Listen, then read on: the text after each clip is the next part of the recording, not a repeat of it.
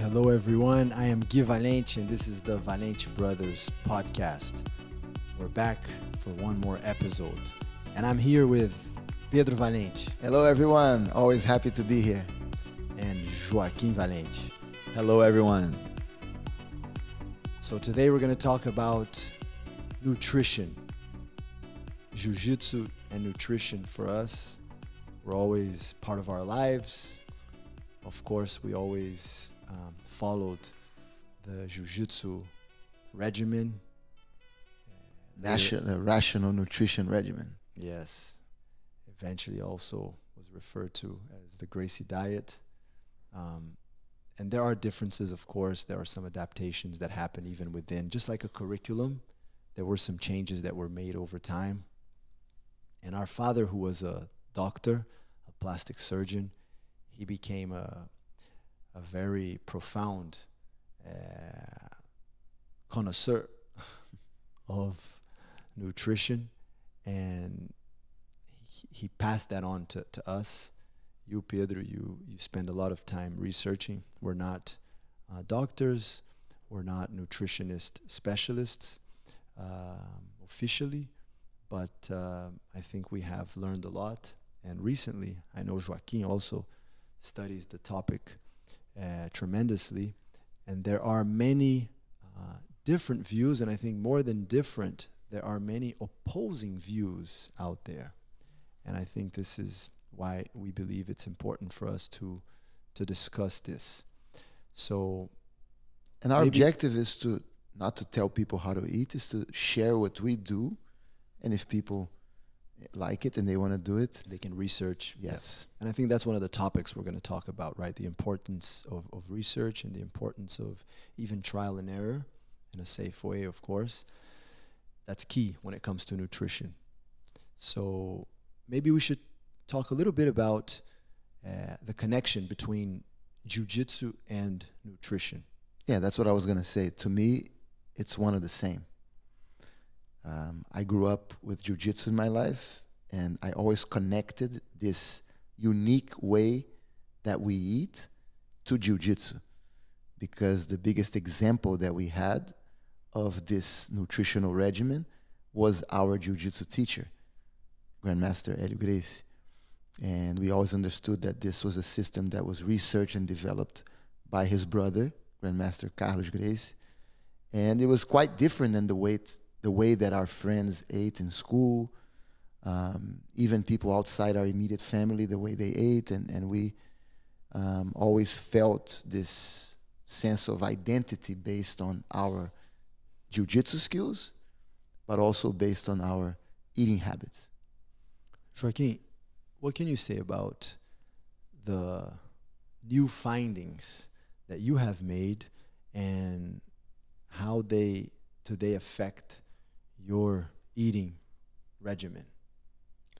I think the new findings, in many ways, it reinforces what we learned. I think through more studies and more focus to nutrition, I think when we were growing up, I'm much younger, so I think all of you felt that even more, and I'm sure not so much younger, but yeah. But I can only imagine, how it was for our dad, and he used to talk about that, and for Grandmaster Hélio, they were talking about healthy eating at a time where, people didn't really pay attention too much to that, and fruits and vegetables and making meals out of that, was not the common way. Maybe way back then it was, but so the new findings for me are people that many times believe in one specific, nutrition type or one type of food, and a lot of emphasis has been put into that, so you can really see the benefits of that one type of food. So let's take meat, for example, right? We grew up with our dad talking about benefits of the meat, of eating meat. And but there's also benefits from eating other kinds of food. So when you talk to someone that does the carnivore diet, they're going to have a lot of great reasons why meat is so good. But that doesn't mean that there's other types of foods, even though some people try to say that that only eating meat by itself is the only thing that you should do, right? There's other studies that you can look that can talk about the great benefits of eating fruit, for example. So, I think it really gives us the chance to look at the rules that we follow within our regimen and to be able to understand even to a deeper way the reason why we eat certain elements and we don't eat other elements. Pedro. When I tried to, since I was a child, to explain the way we eat, it was always very difficult. People had a hard time understanding how we ate. Grandmaster Carlos Gracie eventually came up with a set of groups to explain the food combining. But to me, it was just an eating habit. So I never thought about groups. I pretty much knew what combined with what, at what time I should eat, and what foods to stay away from. And so, but it was always very difficult. So one time you told me something that was very interesting. We were talking about this, and you said, Pedro, basically our nutritional regimen is about three things: how we eat, what we eat, and when we eat. I said, yes, that's true, because it's food selection, what you eat, food combining, how you eat, and meal spacing, when you eat. And I said that, and again, going back to one of our the previous episode, we spoke about how Hélio Gracie was a minimalistic when it came to Jūjutsu. I think our father was also minimalistic in many ways. Efficiency, right? Correct, and that's connected to efficiency. Things that are too complicated tend to be very difficult to follow it, exactly, right? And I remember our father talking to friends about recommendations that they should follow when it came to their eating habits, and individuals that sometimes were morbidly obese or were going through a very serious health condition. And my father would say, look, forget about all the complications. Sometimes, depending on the person's necessity, he would say, look, you can eat all the meat you want, all the fish you want, all the protein, animal protein you want, usually fish, chicken, or red meat. And in one meal, usually with a nice salad, right, without all that stuff that goes in the salad, maybe olive oil, and other meal, have fruits that you like. And that's it. Just don't mix fruits with anything else by themselves. Fruits, one meal of fruits, one meal of animal protein with salad. And I think that's very important, right? When it starts to become very complicated and very difficult to understand, and that maybe was the problem. Of course, Carlos Gracie was trying to organize it, but I don't know the groups. If you ask me right now, I don't know the groups, and I have followed. I don't know the groups either. Do you know the groups? Pedro Yes, knows. I do. Pedro. I was talking to Laura, my wife, who has written a great book now with recommendations of certain foods to eat, and I think more plant-based, and she doesn't know the groups either, right? Yeah. And because once it becomes a habit, you don't use the groups. I usually know the groups because people sometimes. I know that there's a group for the sweet fruits, for the acidic fruits, but I don't know. I can't remember the letters. Group Sure. A, Group B. Yeah. There's a group for milk. Yes. Group Because I think it's really based on how you learn it, Correct. right? And I'm not saying you learn the same way we did. You said you study the groups because that's how many times students will refer to. Correct. But taking in consideration that you want to build the habit of knowing what foods to eat and what combines with what and the timing and all that, when you do this since you're a little kid, then that's the only way you know. Yes. Exactly. So let's talk about something we discussed yesterday, I think over dinner, and Joaquim already touched on that briefly, but it's very important for us to understand that as we're trying to improve our eating habits. Again, your filter is very important, especially now with the abundance of information everywhere, especially through the internet, podcasts that you can listen to. And what's very interesting, and you should really pay attention to this, is what you said about the two PhDs, right? The two PhDs idea. What was it? That you can find right now two highly respected PhDs in nutrition who will tell you to do exactly the opposite thing. You have one PhD who might tell you meat is the best thing for you, and another one who might tell you don't eat meat. Red meat, probably. You might have a PhD who tells you, or even any kind of meat, proponent of the vegan model. And you have plenty of PhDs who propose that. You can have a PhD, a nutritionist, a doctor who tells you that you should eat small meals every 3 hours, and another one who tells you to use intermittent fasting. So there's no consensus in science about nutrition. There are studies, and different doctors, different scientists can interpret those studies in different ways. But it's very difficult to conduct a long-term study on nutrition. For example, the effects of juicing fruits. They say, this study shows that drinking a fruit juice is not good for you. My question is going to be, how did they conduct that study? When those individuals who were part of the study were drinking the juice, who made the juice? Was it done in a juicer? What kind of juicer?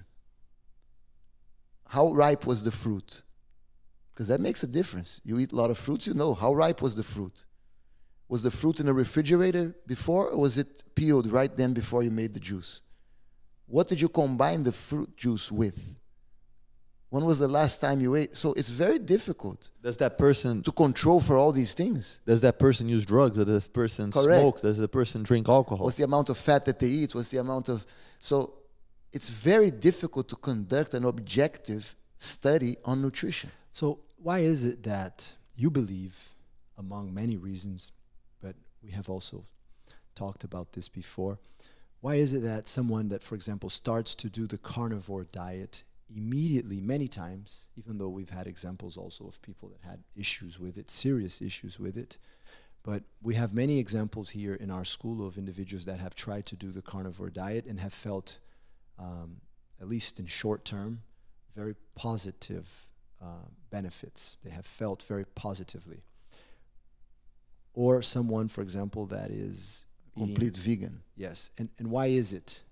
I think because it's an elimination diet. Correct. The carnivore diet, for example, when it comes to the food combining element, is perfect. So someone who because you don't combine it with anything else. Someone who's eating processed foods, someone who's eating artificial sugar, refined sugar, someone who's mixing up all kinds of foods within one meal, right? They're eating pasta with meats, with fruits as a dessert, with sweets as a dessert, and drinking so many different things, and even when you eat a salad, right? You might think salad is healthy, but what are you putting in that salad?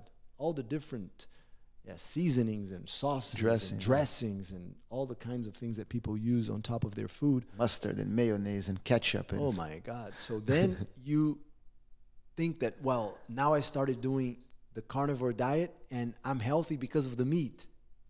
Not necessarily. Not necessarily. It's just that you stopped eating all that other stuff, which is great. All that junk. Correct. And I was talking to a friend the other day who was very happy about the carnivore diet, and I think it's great for him. And really, you have to feel it. Correct. Right? And that's one of the main lessons we've learned, and something that we tell our students. I think you have to follow certain principles, but within those principles, you have to test. And we know that Carlos Gracie did that, right? He tested 100% a lot how he felt. And he changed his mind through time also. Yes, he would ask Edu Gracie. Edu Gracie used to tell us, our teacher used to tell us, Carlos would call me and say, eat this, this, and that, or just eat this and see how you feel, see how you digest the food. So testing is key, and we're all different. Yes. So something that works for you might not work for me. That's the question I was going to ask. Joaquim, you already answered. Is there one formula? Pedro already answered. right? We've learned I that. don't think there's one formula, and I think that when you start testing via your body, right, and you become conscious with that, your activities will highly influence what you eat also, right? If you're active, if you work out every day, if you have a very active lifestyle, you're going to do better eating certain foods, and you're going to be able to eat maybe, you know, a combination of foods that have more carbs or less carbs. Now, someone who sits in an office for 9 hours a day and is not active, he's going to have to adapt the way that he eats. He can still follow our regimen. He can still, have the correct spacing of the meals, right? But he might have to make some adaptations. Yeah. Food is fuel. Yeah. And fuel is by necessity, right? Yeah. So that is very important. And it also reminds me of, I think, a very significant point in this discussion. And again, similar to when we discussed Jūjutsu and the different types of Jūjutsu and the contributions of Hélio Gracie to Jūjutsu versus the modern aspect of Jūjutsu, and how I find it personally very hard to compare, because we're talking about mixing apples and oranges. We're talking about completely different things that share the name Jūjutsu, but it's almost trying to compare karate versus, judo, wrestling, right? They're martial arts, but they're completely different. And what Joaquim said that brings me to this point is the workout load and how that could influence the amount of food and the foods that you eat, right? And that's really the point, because what is your purpose? Is it health? Is it longevity? Or is it high performance? And that got really mixed up, I believe, recently.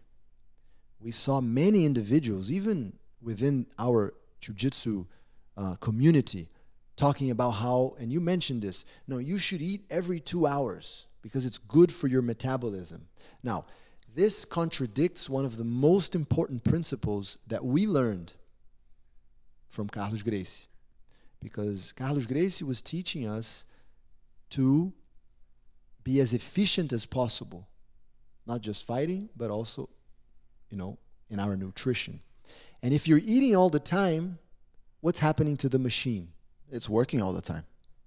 How can that be good for you? Your car's downstairs in the parking lot. Is it off or on right now? You want to leave it on all day? It's going to get older faster. And that's why when we started the podcast, Guy said, this is about how we feel. Now, we have to take into consideration that it's hard to find, 4 siblings, because my sister also follows it, that have been doing this their whole life. Pedro is now 47? 49. 49. Looks young. So 49 years old. Have you ever tried soda? Never. Have you ever tried alcohol? Never. Have you ever tried pork? Never. Have you ever tried coffee? Never. So, have you ever tried chocolate? Never. Little piece. No, not little piece. White chocolate. When I was a kid, I didn't know White that. chocolate is not chocolate. So never. It's not chocolate. White chocolate is not made of chocolate. I heard that too recently. Yeah. So. Yes, and the point is that when it comes to You nutrition, never tasted alcohol, like a little sip in your mouth? No. Nah. no, I've smelled it. So, When it comes to food selection, what's the number one rule? Stay away from harmful foods, negative foods. Number one, right? We also avoid any mind-altering substance, any stimulants, because we feel that when you use stimulants to feel a certain way, more excited, more relaxed, then we are harming our body's natural ability to modulate and to become relaxed by itself, or to become more excited and more alert by itself. But what if it's something natural? Boy, there are several natural substances that will kill you instantaneously, found in nature. The fact that something is natural doesn't mean it's good for you. Yeah, What I would I use, think that that's very important. You know, I think that nowadays there's really Poison ivy is natural. Yeah, homeopathy. but there's an Homeopathy emphasis. always taught us, just very briefly, Joaquim, I'm sorry to interrupt you, still trying to address your question. Homeopathy always taught us, right, that many of the homeopathic medications that we took as kids, for those that don't know, our grandfather was a medical doctor who specialized in homeopathy. And so we grew up with that also. Maybe one time we can discuss homeopathy because there's a lot of debate around it. But I remember our father explaining it to me when I was a kid. He said in homeopathy, many of the substances are found in nature, and they are designed, or they are put together in a way where the formula reduces it to a point where if you had that in its original format, for example, Nux vomica, right? It comes from a plant that if you eat it, you would have a terrible stomach ache, right? Possibly even life-threatening. But through homeopathy, you have such a small dosage that it just triggers your body to fight against that. The same concept of the vaccine. So it just reminded me of that, which was very important also as we grew up. But I was gonna mention that when we look at the reason why we don't eat certain foods and why we prefer and we eat other foods, a lot of times we just address the issue, but this is good for that, right? But there's also a connection with a lifestyle and a development of the human being, which is not even associated, to nutrition, but is achieved through nutrition, right? Of discipline, of being able to say no from a very young age to many things. Creating identity. Creating identity. And I think that a lot of times, when I heard you speak about the reason why we don't take any kind of mind-altering substances is the confidence that we have in our human body, that our human body is perfect. Now, through choices that we make in our life, sometimes we contribute for our body to work in an easier way, in a more efficient way, and other things might make us work in a less efficient way. But that confidence that we develop is extremely important so that we can trust our body to be able to overcome obstacles and to be able to look always for ways to do things in a more efficient way. And that's important. I ask you questions about things that you've been doing since you were born, but that doesn't change the fact that we haven't evolved. We're constantly looking at research. We're constantly looking. And I think if we look at the way we eat today, at least for myself, I can say that compared to 20 years ago, I have improved in a huge way. Let me talk about what you said as far as the discipline. I think that's very important when it comes to nutrition, especially with children, and we are examples of that. Sometimes one might say, come on, having a little candy, how's that bad? Kids are developing so fast and their metabolism is so fast and at a very high level that having a little piece of chocolate, having a little candy once in a while, one could argue that that's not bad for them. One could argue. But for sure, what you mentioned as far as our ability and our responsibility, and I think even accountability that we learned and discipline to say no to all of these foods helped us so much later in life. And we have talked about it eventually, when we had to say no to alcohol and to drugs and to so many things, and just learning sometimes that it's okay to be different in certain situations. And in addition to the discipline, what greater example of self-respect? Don't harm yourself. That's one of the most important lessons that we teach children. Don't do anything to harm yourself because you respect yourself too much. What's the most important thing in life? Don't harm others and don't harm yourself. So if you know, the moment you know, and that's, for some, that's the problem with information. And our teacher used to say this, I might make a mistake. The moment I learned that that's a mistake, he said, I might make a mistake due to ignorance. The moment I learn that that's a mistake, I stop.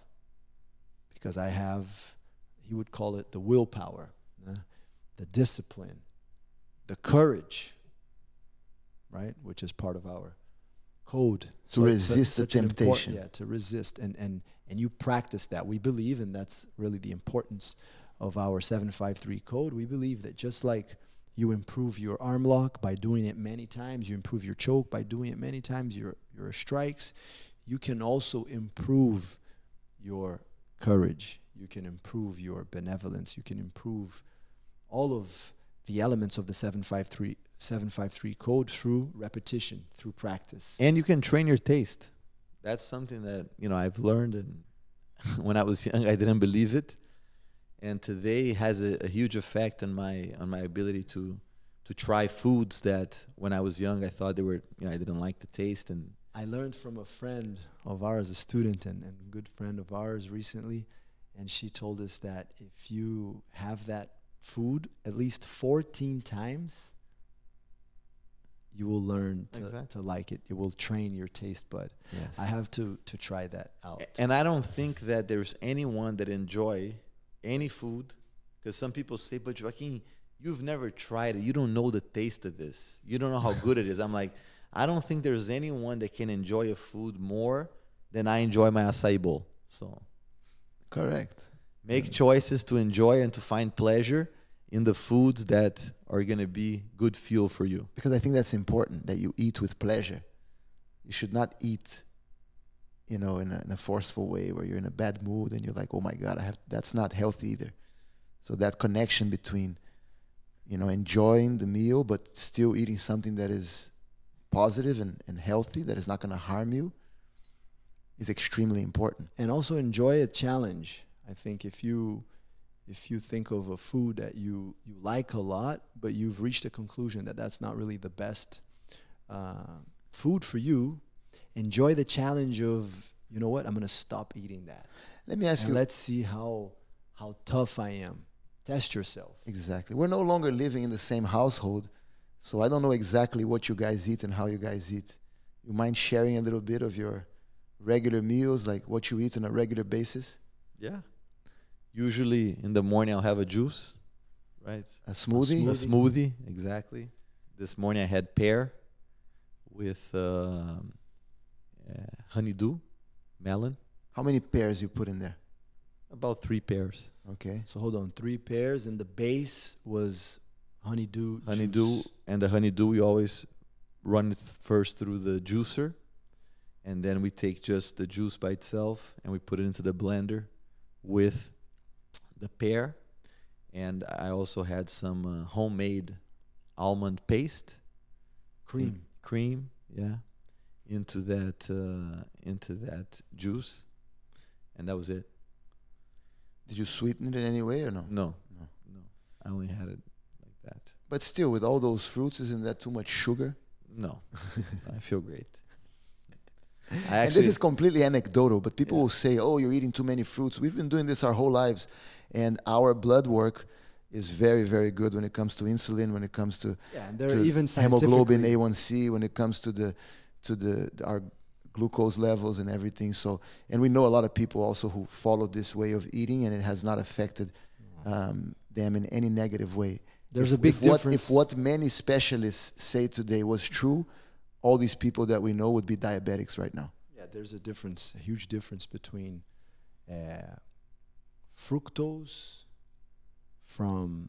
You mean artificial fructose solution, which is how most of these studies are done? No, I'm talking about the fructose, the real fructose. Well, fructose by itself is very harmful, because that's where the confusion comes from. Most of these studies... Please enlighten me. Yes. Fruits have fructose. Yes, but they also have a lot of elements, not just fructose, and the combination of the elements. Let me complete what I was going to say. Okay. So there's a very big difference between fructose from a fruit. In a fruit. Yeah. From a fruit. Combined with the fruit. Not just the fructose, because they can separate in the lab the fructose. No. eating from a fruit. Okay, perfect. Yes. Excuse me. I just want to be specific because Yeah, the fructose found in a fruit Yes. that you eat, of course, when you eat a banana. correct. Yeah. And corn syrup, right? Artificial fructose. Correct. Yes. So that's important, and I think there's already plenty of science already to back this up. But there's still a lot of debate. misunderstanding. So to finish, Yes. for lunch, I'm gonna have some guava smoothie, guava with watermelon, and also almond cream, and some dates. And for dinner, I'm gonna have some chicken soup with vegetables. A vegetable soup with chicken. And that's like a normal day for you? Well, usually I'll have I would have the guava juice at night, but because we're here, I brought the guava juice to have here because it's easier to transport, and then I'm gonna have dinner at home.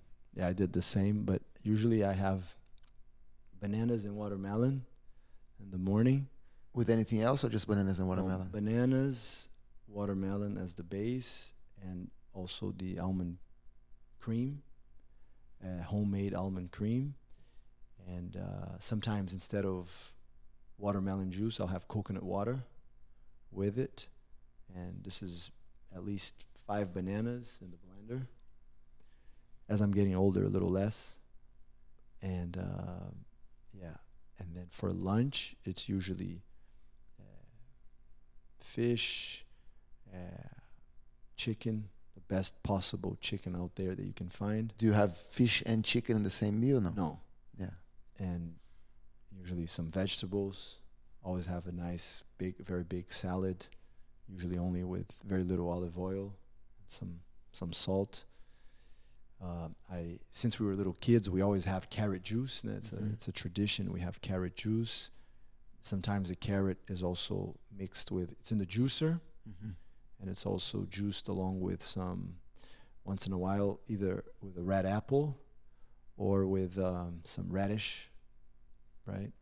And then at night, it's, again, a fruit smoothie. Papaya. I really like papaya. Yeah. So you can mix it up and you can change it according to how the fruits make you feel. Sure. Sometimes if you feel that certain fruit is a little heavier for you, it's a better idea to have them in the morning. Yeah. Right? And by the way, I work out before I have. I wake up, I go work out. I wake up, usually I have a glass of water. Yeah. Then I go work out, and then when I come back, I'll have my juice and then come teach. Yeah, I usually also have the bananas in the morning, 5, 6 bananas in the blender, mixed with either watermelon or honeydew juice.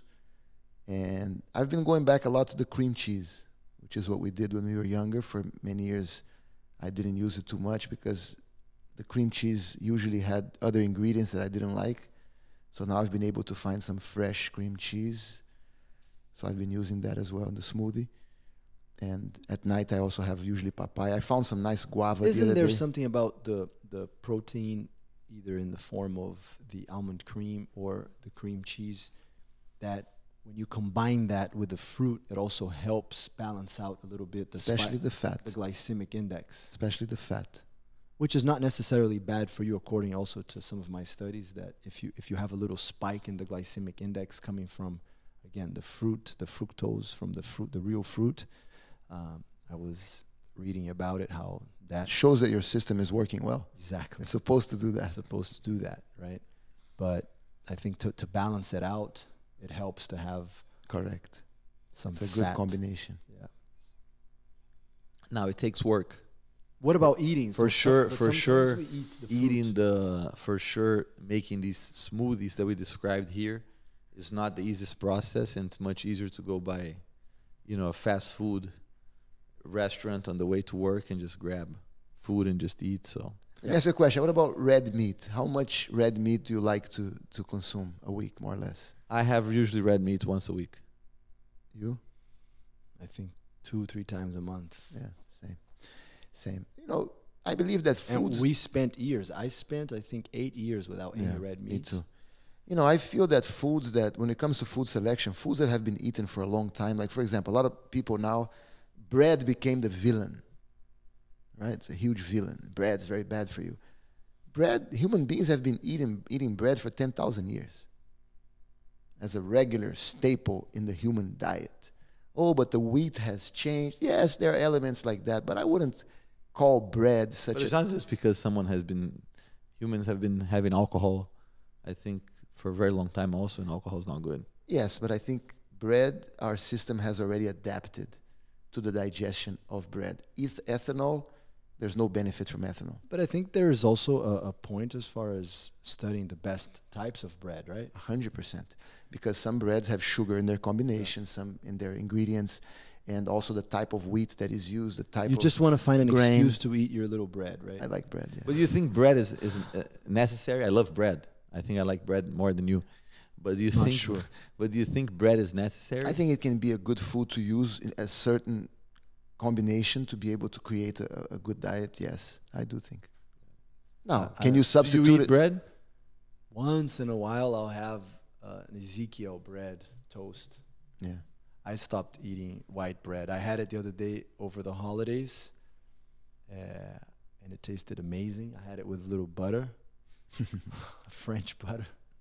And I think the last time I had that was a long time ago. As you said earlier, I don't eat it in my regular Yeah. meals. I don't have bread anymore. I like to study my body But for a child, bread for doesn't- example, a child, I think that's worth saying, Joaquim, because our father, who was a doctor and studied it a lot, he believed that sometimes children need a little bit more higher calorie, 100%. right? Especially, we're all thin, and some people don't like this. Some people want to look puffy. They want to have their cheeks out, and they want to have, big necks and big arms. And we learned that,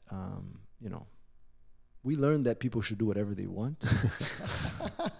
Firstly and foremost, but we learned that it's actually, healthier according to our beliefs, that it's good to be more on the thin side, right? Yes. And I think there's a lot of studies nowadays that show that not eating too much, Exactly. Oh, that's huge. And not eating too often. Yeah, the intermittent fasting So that people talk a lot about. Yeah, We we've do always that. been doing fasting. Yeah, so. we space our meals at least 4.5, 5 hours, sometimes more. And when we have our fruit smoothies in the morning, you're not breaking the fast completely, Correct. right? We eat sometimes, actually almost every day. 1 meal a day. We eat 1 meal a day. And we fast every day for at least 12 hours. Now, something that I try to do a little bit more often, and because I think as kids it's easier sometimes to feed a child through a smoothie, but we understand also the benefits of chewing. Correct. Right? Chewing is very important in many different ways, even for the development of your facial muscles. Correct. And Structure of your face can be shaped in So different. sometimes you can actually, instead of having the smoothie, have the fruits. So you can, instead of having a papaya smoothie, you can cut up the papaya. You can have it with. I like to have papayas and dates. Cut papaya, dates, and a little bit of the best possible cream cheese that I can find. That's a very nice meal. Papaya dates, yes. Papaya, dates, and cream cheese. Sometimes I put some honey if there are no dates. And if I feel I'm losing weight and I need a little bit more, at that point I can have a little Ezekiel bread, right? Or the best, my wife Laura, she always finds some very nice bread. I forgot the names of the breads now, but nowadays you can find great breads that are Sourdough. Sourdough is one of them. Yeah. Yeah, and there are breads now that are not made of wheat too, so all kinds of. For those who have problems with gluten. Good. So, thank you so much. I'm hungry. Yeah, let's go eat. So, thank you again. Please don't forget to like our page, to send your questions in the comment section, and turn on the notification bell. Thank you. Thank you.